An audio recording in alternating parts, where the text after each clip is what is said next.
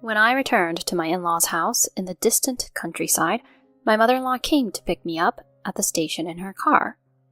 After my husband got into the passenger seat, I tried to get into the back seat, but the car was locked.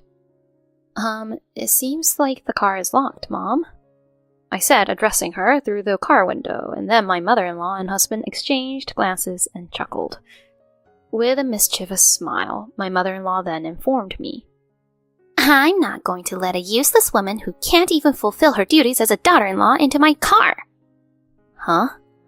"I never liked you from the beginning. You act all high and mighty as a career woman, but don't do a thing for Ryan."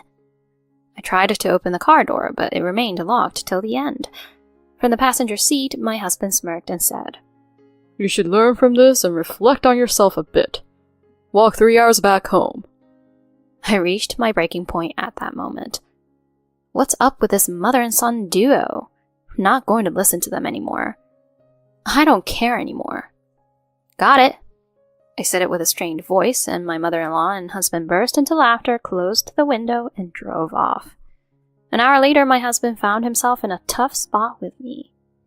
My name is Kelly Sampson. I'm a 31-year-old working wife. I'm fluent in Spanish and work for a multinational company. Work has been busy but fulfilling, and I've spent my 20s completely devoted to my career. However, before I knew it, my 30s were just around the corner. With no boyfriend in sight, I couldn't help feeling a bit anxious. Yet, the idea of registering with a marriage consultation agency felt daunting. It became a routine for me to unwind at my favorite bar after work and ponder various things. It was during one of those moments that the bar's master approached me and said this. "What's wrong, Kelly? You look down." "Oh, I've been thinking about marriage lately, but I don't have anyone." "Oh, I see. It might be strange for a bartender to say this to a customer, but if there's no one else, how about me?" "Huh?" The bartender of that bar turned out to be Ryan Sloan, who would later become my husband. Ryan was 5 years older than me and had been managing the bar for 2 years. While initially our relationship was just that of bartender and customer, as we went on several dates, I found myself drawn to Ryan. If he could listen to my work troubles, surely he would understand my job as well, I thought, feeling reassured. Indeed, Ryan often showed concern for my busy schedule. About a year into dating, he proposed to me, and I happily accepted.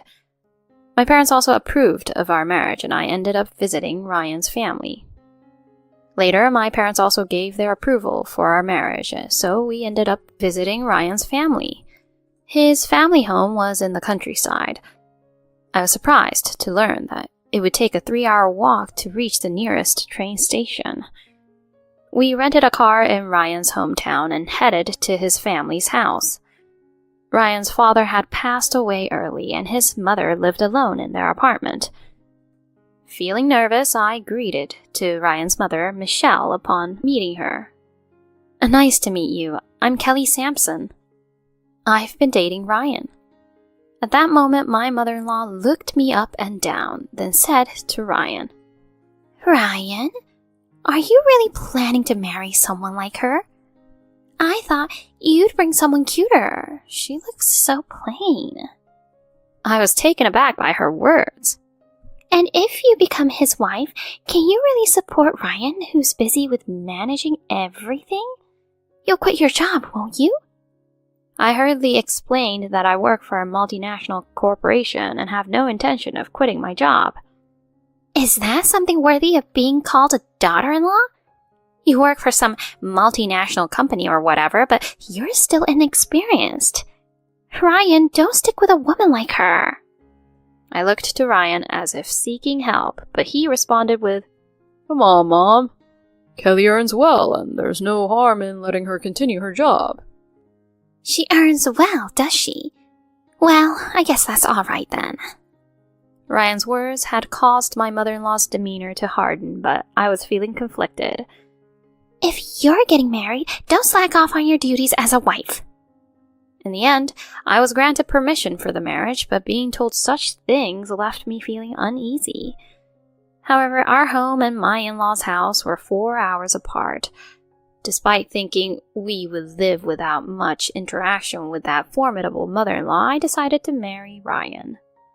Afterward, we rented a 3-bedroom apartment near Ryan's shop, and we began our married life. However, Ryan didn't help with any household chores. He would return home later after I had already fallen asleep and sleep until late afternoon. I asked Ryan to help with the housework between waking up and going to work, but he didn't do anything. Hey, Ryan, you haven't done any housework again today. Considering you lived alone before, you should be able to handle some household chores, right? You're so annoying. We're married now, so isn't housework the wife's job? Even Mom says so. Don't slack off on your duties as a wife. Even if you say that, you understand that I have a demanding job, right? What, you think you're so cool working for a multinational company? Just because of that, you can't push me around. Ryan's remarks made me feel like he was trying to assert dominance based on my higher education and social status. Where did the understanding Ryan, who showed support for my job before marriage, disappear to? With a heavy heart, I had no choice but to do all the housework. About 3 months into our marriage, when I returned home, I was shocked. To my surprise, my mother-in-law had visited our home without any prior notice.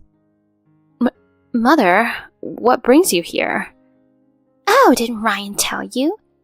I'll be staying here for the next 3 months to see if you're fulfilling your duties as a wife properly. What? Ryan, what does this mean? I looked at Ryan, but he seemed to be feigning innocence. From that day on, the 3-month cohabitation with my mother-in-law began. It was nothing short of hell. Every morning, I was the only one woken up early, and I had to do household chores under my mother-in-law's watchful eye. Hey, is tonight's dinner fish? Don't treat me like an old lady. Every day when I cooked and served dinner, my mother-in-law would make sarcastic remarks. There were times when she would even throw away what I had painstakingly prepared. On days when I had to work late, she would stand by the front door waiting for us. What's the matter with you taking so long as a daughter-in-law? Let me tell you, being a daughter-in-law means... This is how I end up being forced to sitting cross-legged on the floor and endure long lectures. Despite treating me like a slave, my mother-in-law still demands money from me. Hey, Kelly, I've been wanting to go see a live performance, you know. Give me money for the tickets. Well, even if you ask me suddenly like that... I came all the way to the city and you'd want me to enjoy myself, don't you think? You're such a stingy daughter-in-law. Then Ryan also says things like, Come on, it's not a big deal, just give it to her. Reluctantly, I handed over the money and my mother-in-law snatched it away as if grabbing it forcibly. Over time, the money taken by my mother-in-law amounted to over $2,000 in 3 months. Of course, all living expenses were on our shoulders.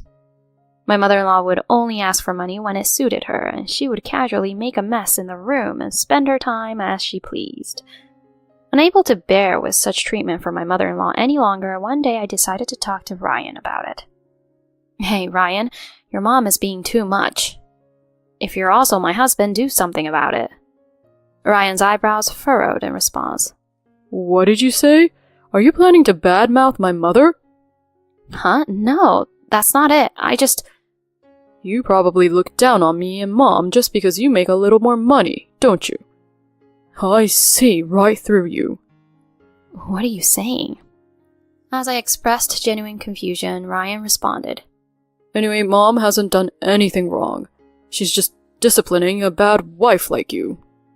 If you keep speaking ill of Mom, I have my own idea. Idea? At that moment, Ryan pulled out a pre-filled divorce form from his bag and slammed it in front of me. Ryan, is this... If you don't listen to me, I'm fine with getting a divorce. Just so you know, women as unattractive as you won't be desired by anyone if you leave me. With a dismissive snort, Ryan left the room. I silently looked down at the divorce papers. After the promised 3 months passed, my mother-in-law left. But our relationship remained strained. He still didn't help with household chores and constantly made snide remarks. I grew tired and stopped initiating conversations with Ryan. Eventually, the seasons changed, and it was year-end. Hey, this New Year's, we're going to my parents' place. Got it? Ryan just announced it without consulting me. But since I'm married, I have no choice but to comply. Reluctantly, I nodded. On the day we were supposed to visit his parents' house, we traveled by train, and my mother-in-law was supposed to pick us up from the station. When we arrived at the station, her small car was already waiting. Ryan got in like it was nothing, so I tried to open the back door. No matter how hard I pulled, it was locked and wouldn't budge. Mom, it seems to be locked." I called out to them through the car window, and my mother-in-law and Ryan exchanged glances and laughed. With a smirk, my mother-in-law informed me. "I'm not going to let a useless woman who can't even fulfill her duties as a daughter-in-law into my car." "Huh?" "I never liked you from the start. You pretend to be a career woman, but don't serve Ryan at all." Just open the door, please." I tried to open the car door, but it remained locked till the end. From the passenger seat, my husband smirked and said, "You should learn from this and reflect on yourself a bit. Walk 3 hours back home." At that moment, I reached my limit. What's wrong with this family? I won't listen to them anymore. I don't care anymore. "Got it." With a strained voice, I said that, and my mother-in-law and husband burst into laughter, closed the window, and drove away. I just silently watched their car go. Well, time to go home. Instead of heading to my in-laws, I turned back and headed to the station. I couldn't bear the thought of going to my in-laws anymore. They'll probably be furious, but I don't care anymore. Spotting a train ticket, I immediately boarded. It had been about an hour since my husband and I parted ways. Then my phone rang. The caller was my husband. I ignored it and put my phone in my coat pocket. But the calls kept coming incessantly. He's relentless. Fed up with it all, I stepped out onto the deck to take the call. "Hello?" "Finally you answered. Where are you?" In a flustered voice, my husband asked, and I calmly responded. "Why do you keep calling so many times? What do you want?" "After that, we were going to drive back, and I told my mom we'd go sightseeing. But then, we got into an accident." "Huh? An accident?" "We got injured too, and dealing with the other party is a hassle. They're foreigners. They're furious and can't understand what we're saying. Aren't you good at Spanish? Can't you intervene?" "Oh, really?" "Are you even listening? They're driving a really expensive car and berating us in Spanish, and we're in trouble. Hurry up and come. Where are you walking right now?" "I'm not walking." "Huh?" "I'm on the train now. Seems like we're entering a tunnel. Might lose signal." "Huh? Are you kidding me? Are you really going home?" Entering a tunnel was a lie, but I hung up the phone. And then I smirked. I went home, packed my bags, and immediately moved to a week-to-week rental. After settling in, I headed to a certain place. It was the first day back to work after the New Year's holiday.